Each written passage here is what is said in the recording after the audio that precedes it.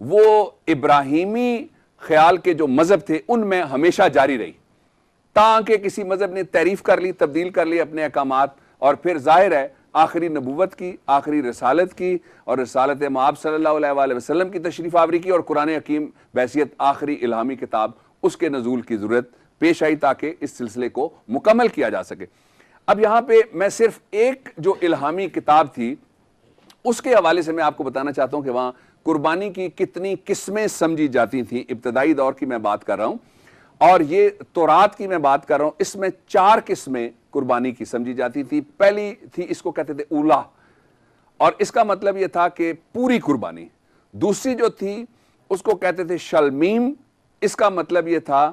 کہ اس سے تھوڑے سے کم درجے کی قربانی، اور تیسرا جو تھا اس کو کہتے تھے شتات، یہ گناہوں کے نتیجے میں مختلف، جس طرح سے کوئی غلطی ہو جائے فدیہ دے دو، صدقہ دے دو، اس طرح کی قربانی تھی۔ اور چوتھا جو تھا اس کا نام تھا اشمام، گلٹ آفرنگ، یہ اس کا تعلق بھی مختلف گناہوں کے ساتھ تھا۔ لیکن یہ سارے کے سارے تصورات آ کے ضم ہو جاتے ہیں جب رسول اکرم صلی اللہ علیہ وآلہ وسلم آخری دین اور آخری پیغام اور آخری کتاب لے کے آتے ہیں۔ اب اس سے پہلے کہ قرآن حکیم کو ہم کھولیں اور اس طرف آپ کو میں لے کے چلوں، میں ایک بات جو ہمیشہ عرض کرتا ہوں آپ کے ساتھ پورے ادب سے، آج پھر وہ عرض کرنا چاہوں گا کہ آپ قرآن حکیم بے شک ایک پارہ پڑھیں، ایک رکوع پڑھیں، ایک سورت پڑھیں یا ایک لائن پڑھیں، برائے مہربانی اس کو ترجمے کے ساتھ ضرور کھولیں اور ترجمے کے ساتھ پڑھیں، آپ پہ معنی کے دریا کھلنا شروع ہو جائیں گے۔ میں نے ڈیوائیڈ کیا ہے 6 قسموں میں قربانی کو، آسان تفہیم کے لیے، اور اس سے پہلے میں حرف سپاس کے طور پہ اپنی طرف سے ایک عقیدت کے اظہار کے طور پہ میں چند باتیں سیدنا ابراہیم اور سیدنا اسماعیل ان کے حوالے سے کہنا چاہتا ہوں۔ جس دور میں ہم جی رہے ہیں، اس دور میں اس رشتے کو سمجھنے کی ضرورت ہے، جب خاندان ٹوٹ رہے ہیں، جب جنریشن گیپ کے نام کے اوپر بچوں اور ماں باپ کے درمیان تقسیم پیدا کرنے کے لیے نعرے لگائے جاتے ہیں، جب بوڑھے والدین کو لوگ رحمت کا سایہ بھی سمجھتے ہیں اور اس کے ساتھ ساتھ لوگ ان کو بوجھ بھی جاننا شروع کر دیتے ہیں۔ میں نے کسی اور پروگرام میں شاید کہا تھا کہ ایک قرآن حکیم میں جو دعا ہے ماں باپ کے لیے وہ اس طرح سے ہے، ارحمہما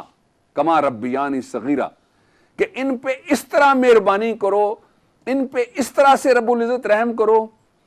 ان کا اس طرح سے رب العزت خیال کرو جس طرح انہوں نے، جب میں بے بس تھا، میں چھوٹا تھا، میں بے کس تھا، میں کچھ کرنے کے قابل، ہلنے جلنے کے قابل، کھانے پینے کے قابل، چلنے پھرنے کے قابل نہیں تھا، جو مہربانی انہوں نے میرے اوپر کی، ارحمہما، ان دونوں کے اوپر،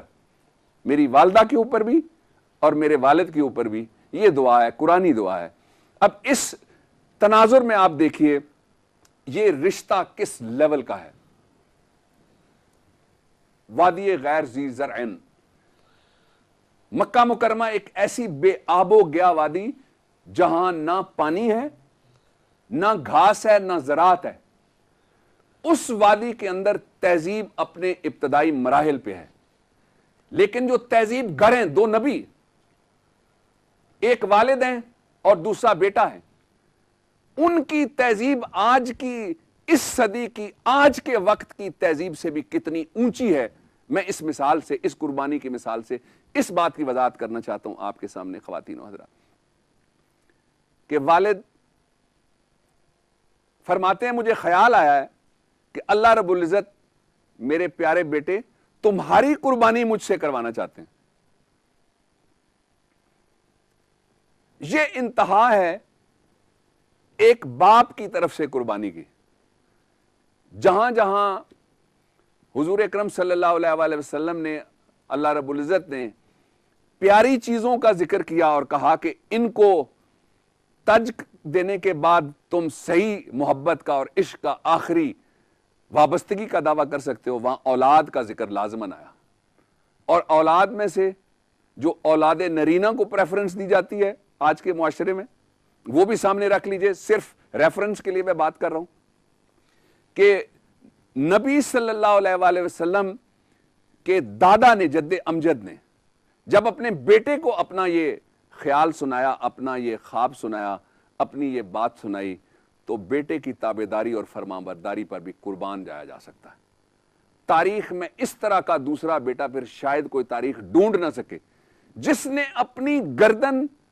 باپ کے گھٹنے کے نیچے رکھ کے کہا کہ بابا اگر یہ حکم ہے اللہ رب العزت کا تو میں قربانی کے لیے حاضر ہوں، میں قربانی کے لیے تیار ہوں، میں قربانی کے لیے اپنی گردن کو پیش کرتا ہوں،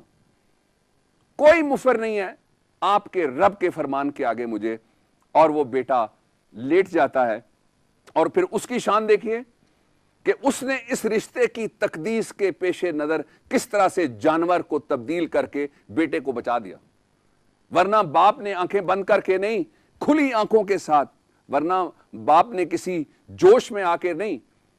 پورے ہوش کے ساتھ اللہ رب العزت کے راستے میں بیٹے کو قربان کرنے کے لیے لٹا دیا تھا۔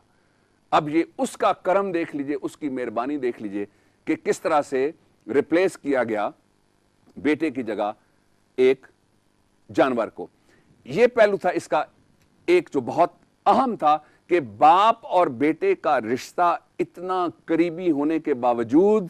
ایک لمحہ ایسا آ گیا جب اس کی قربانی کی ضرورت پڑی، اور وہ لمحہ تھا جو وہ بیٹے کی محبت کا بھی امتحان تھا، اس کے تابعداری کا بھی امتحان تھا، اس کی فرمان برداری کا بھی امتحان تھا، اور وہی لمحہ تھا جو باپ کی بحیثیت شفقت پدری باپ کے وہ بھی ان کا بھی امتحان تھا۔ یہ دونوں اللہ کے نبی اس امتحان میں کامیاب ہوئے۔ یہ اس سنت کی ابتدا ہے۔ اب اس کی یاد میں ہم اس سنت کو تازہ کرنے کے لیے یہ قربانی مسلمان دیتے ہیں، اور جس طرح میں نے پہلے کہا کہ دوسرے جو ابراہیمی مذاہب ہیں ان میں بھی یہ قربانی موجود رہی، اور پھر کئی جگہ آ کے وہ ترک بھی کی گئی۔ ایک پہلو، اب اس کے جو 6 حصے ہیں وہ اس طرح سے شروع ہی یہ انسانی جان کی قربانی سے ہوئی، ہیومن سیکریفائس۔ کسی نے مجھے کہا، یہ تازہ بات ہے، کہنے لگے کہ میرے ذہن میں یہ سوال آتا ہے کہ بنی اسرائیل تو کام ہی نہیں کرنا چاہتے تھے، وہ تو اپنی مرضی کا شکار کرتے تھے، اپنی مرضی کا دن انہوں نے منتخب کیا ہوتا، اس دن کریں گے، اللہ رب العزت کے منع کرنے کے باوجود اصرار کرتے رہے، ان کے اوپر تو من و سلوہ اترتا تھا، لیکن وہ جن کے لیے 2 جہان بنائے گئے، وہ اپنے پیاروں کے ساتھ 3 سال تک شاب ابی طالب میں پتے اور سوکھا ہوا چمڑا چوستے رہے، من و سلوہ نہیں اترا۔ دوسری مثال دی، کہنے لگے وہی وادی غیر ذی زرعن، اسماعیل علیہ السلام فرزند ابراہیم اس وادی کی بے آب و گیا سرزمین اور تپتی ہوئی ریت کے اوپر ایڑیاں رگڑتے ہیں، پانی کا ایسا چشمہ جو ٹربائن سے بھی زیادہ پانی دیتا ہے، ساری دنیا پیتی ہے، زمزم کا چشمہ پھوٹتا ہے، لیکن کربلا کے میدان میں